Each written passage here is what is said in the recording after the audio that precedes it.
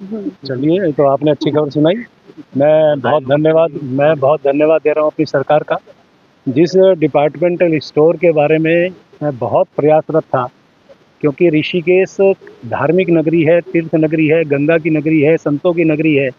और पहले वैसे भी यहाँ पे जो है ड्राई एरिया हम लोग मानते थे कि नहीं होगा, और उसके बीच में रास्ता निकाल के ये डिपार्टमेंटल स्टोर यहाँ खुले थे। मैं खुद इसको लेके बहुत आहत था।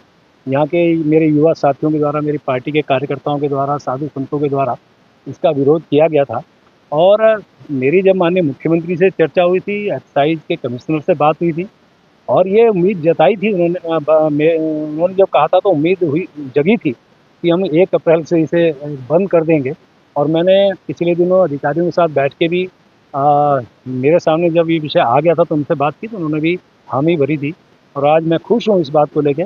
तो मैं सही बात कहूँ कि मैं अपने सरकार को बधाई दे रहा हूँ, और जितने हमारे इस प्रकार के जिन लोगों ने इसके लिए अपनी बात उठाई, मैं उनका आभार व्यक्त कर रहा हूँ। मतलब इसके अलावा जैसे मीट और अंडों की भी यहाँ पर बिक्री हो रही है, वो भी धार्मिक स्थल है या इसमें भी बैन होना चाहिए?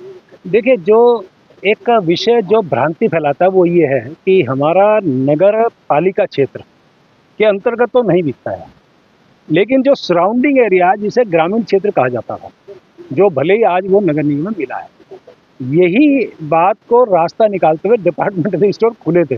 रास्ता निकाला है, मैंने एक शब्द बोला, रास्ता निकालने का काम किया था।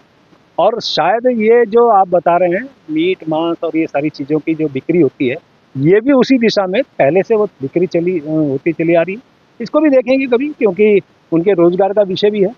सवाल ये नहीं है कि हम ये करें, तो रोजगार का विषय भी है। कुछ लोग ऐसा है कि परंपरागत तरीके से इस प्रकार का उनका व्यापार जिसे कहिए, व्यवसाय कहिए, होता आया है।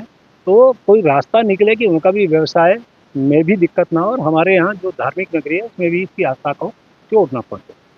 धन्यवाद।